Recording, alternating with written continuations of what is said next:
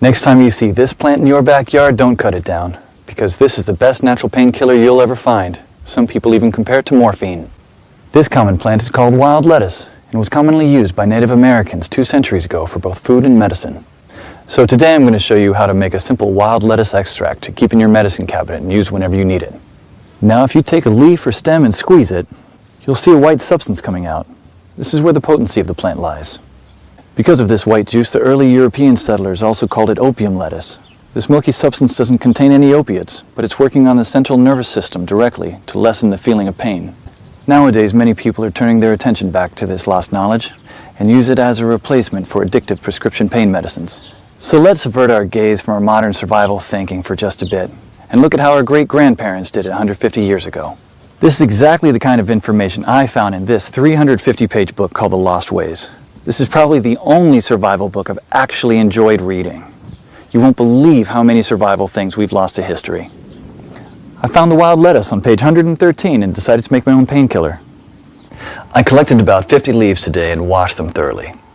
So the first thing you should do is grind them up in a blender, not very thinly and only just for a few seconds.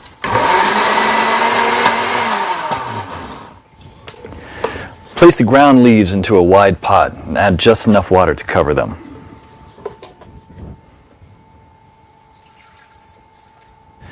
Now place the pot on the stove on low heat for 30 minutes. Do not let it boil because you'll destroy all the good stuff in it. Stir every 15 minutes until the water reaches a dark brown color, just like this. Now pour the substance while still hot into another pot through a strainer. Almost none or very little plant material should get through it. Try to squeeze as much water as you can while the plant is in the strainer. This solution contains all the core elements of wild lettuce, especially the pain-killing essence. But it's not concentrated enough yet. So in order to obtain this essence, you should warm it over low heat again until the water is vaporized, basically dehydrating the solution until it becomes a paste like this. Be careful at the end when there is little water left. You should not burn the extract at the bottom of the pot. What you should have now here is pure wild lettuce extract. You can pour it in a small glass container like this and put it in your medicine cabinet for later use when you'll need it. Wild lettuce is unscheduled by the FDA, meaning it's legal to grow, own, and forage without prescription or license, just like how the Native Americans used to heal their pain. In The Lost Ways, you'll find lots of these common and valuable weeds with pictures, how to identify them, how to prepare them, and how to use them, all with different medical effects. Because when the medical system collapses, this will be the only option you have to heal yourself. I personally happen to know the man behind this book. Claude is an old-fashioned guy by any standard. He lives with his wife and 2 children in a log cabin he personally built, cooks outside on an open flame in a cauldron most of the time, and all of his clothes are handmade. He has a 150-square-foot root cellar stuffed with all sorts of homemade canned foods and goods, and he raises cows, sheep, and chickens. I thought several times to myself that this guy will never be troubled by any crisis, because the coming crisis we all prep for is what folks 150 years ago called daily life. No electrical power, no refrigerators, no internet, no computers, no TV, no hyperactive law enforcement, and no Safeway or Walmart. They got things done or else we wouldn't be here. In the next 7 minutes, Claude will unearth a long-forgotten secret that helped our ancestors survive famines, wars, economic crisis, disease, droughts, and anything else life threw at them. A secret that will help you do the same for your loved ones when America crumbles into the ground. He's also going to share with you 3 pioneer lessons that will ensure your kids are well fed even when others are rummaging through garbage bins. In fact, these 3 old teachings will improve your life just as they did for me, immediately once you hear them. My name is Claude Davis. You may know me from my website, askaprepper.com, or you may have seen my warnings in the media, but few of you know me personally.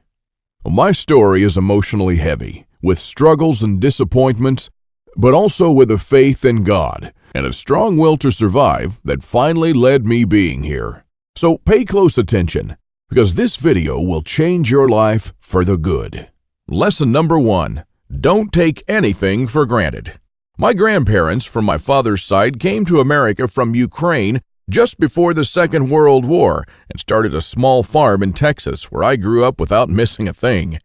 But my grandfather wasn't so lucky. When he was only 12 and still in Ukraine, he survived one of the most horrific famines. Of the 100 families that lived on his street, only 20 survived. So what you're about to hear is a real recollection, as it was written in a personal journal just after the crisis by one of his neighbors. Where did all the bread disappear? I do not really know. Maybe they've taken it all abroad. The authorities have confiscated it, removed it from the villages, loaded grain into the railway coaches, and took it away someplace.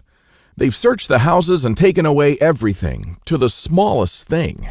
All the vegetable gardens, all the cellars were raked out, and everything was taken away.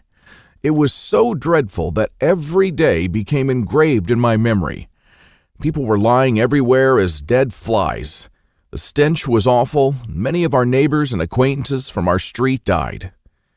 We tried to survive the best we could. We collected grass, goosefoot, burdocks, rotten potatoes, and made pancakes, soups from putrid beans or nettles, collected clay from the trees and ate it, ate sparrows, pigeons, cats, and dogs. When there were still cattle, it was eaten first, then the domestic animals. Some were eating their own children. I would never be able to eat my child. One of our neighbors came home when her husband, suffering from severe starvation, ate their own baby daughter. This woman went crazy. Another neighbor wrote a petition to the authorities, and here's just a paragraph from that. It said, "Please return the grain that you've confiscated from me. If you don't return it, I'll die. I'm 78 years old and I'm incapable of searching for food for myself." And of course, nobody cared. In a crisis, it's everyone for himself. Although in many cases, families did still remain families.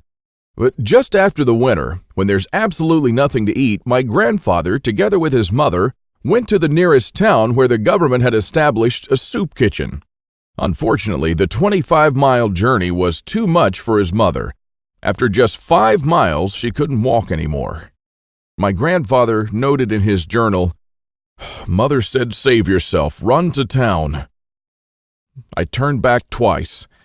I could not bear to leave my mother, but she begged and cried, and I finally went for good. Now, I don't know about you guys. I'm a father myself, and when I read these things, I burst into tears. Now, please allow me to take a wild guess here, without getting mad at me. Your life's not perfect. But at least you have a computer or a mobile device to watch this video on. Your fridge is probably half full, and while you have your problems, starvation is not one of them. And even though your job or retirement could be more enjoyable, you probably have enough money to at least get by. And that's great. But make no mistake taking this for granted.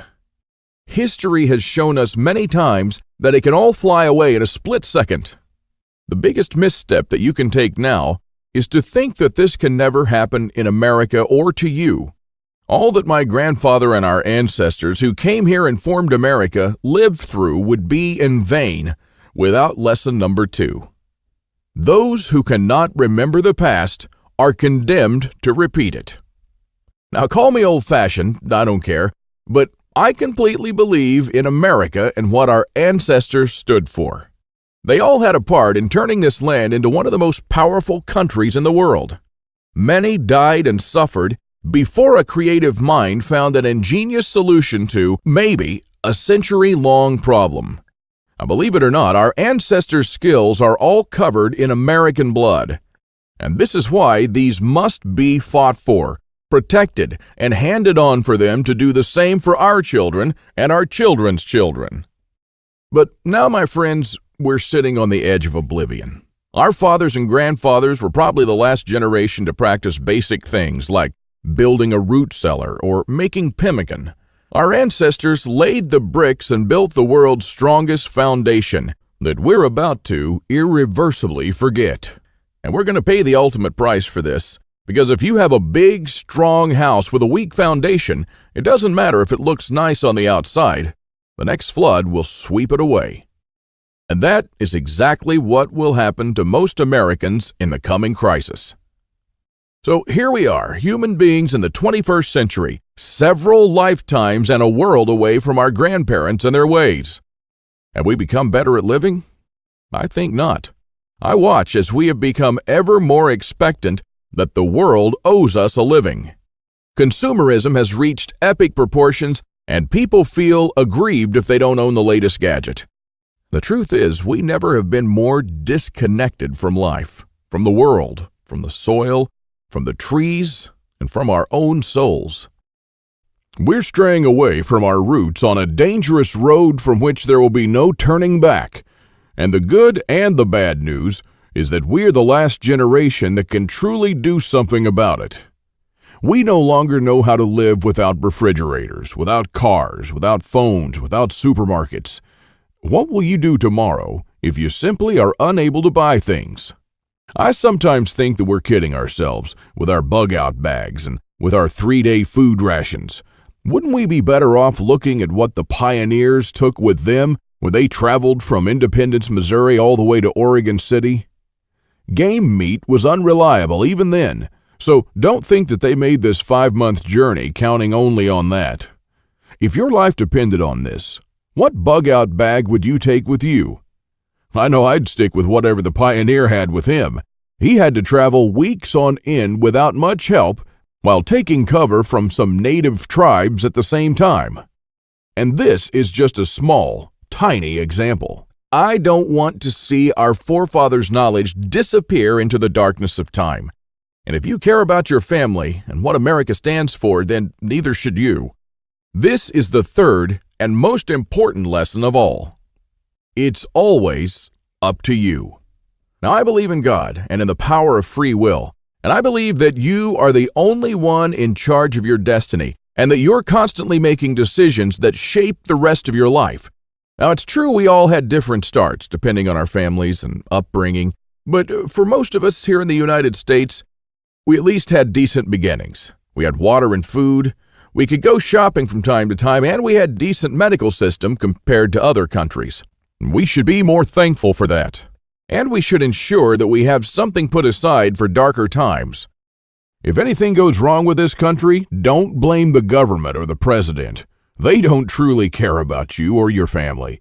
You'll be the only one in charge of your fate.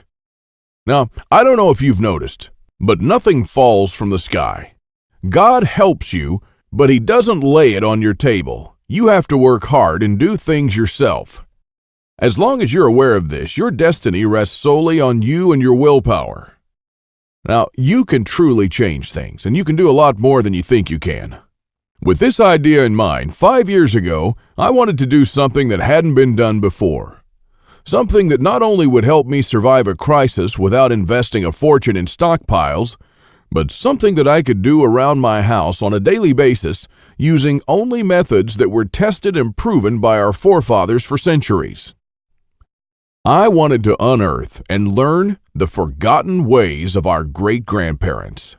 I went to my grandfather to find out how he survived and to learn the little secrets that helped him stay alive in spite of almost everyone else dying. Now, he was almost 90 years old, but the old man was still in good shape. For 3 weeks on end, I absorbed his lessons like a dry sponge. And on top of that, we built a lot of things together, including a root cellar and a storm shelter, just like the folks did when he was young. We made lard and ham, and we smoked 4 turkeys and preserved them for winter in 4 different traditional ways, and a lot more. And when I was a child, I was raised by my grandparents, but I hadn't spent much quality time with them until then. In fact, there were months when we barely even spoke, not because we couldn't stand each other, but only because I was always too busy working or taking care of my kids. A lame excuse and a thing that I deeply regretted later on in life. Well, my grandfather passed on a couple of years ago, and with him, a magnificent amount of survival knowledge. I don't know if you're in a similar situation, but think about your grandfather and how many things he did or knew, things that will vanish forever into the dark abyss of ignorance. And because I deeply believed in lesson number 3, that I was the only one who could change something, my goal for the last couple of years changed from not just learning, but saving our forefathers' ways. This is one of the most important things I've done in my life, and I'm proud of it, but it took me 5 difficult years. Now, first, there's no person that knows all our forefathers' forgotten secrets. Let's just say there are still a handful of people that still practice a lost skill transmitted from generation to generation, even today. But not all the skills, of course. I had to get in touch with a lot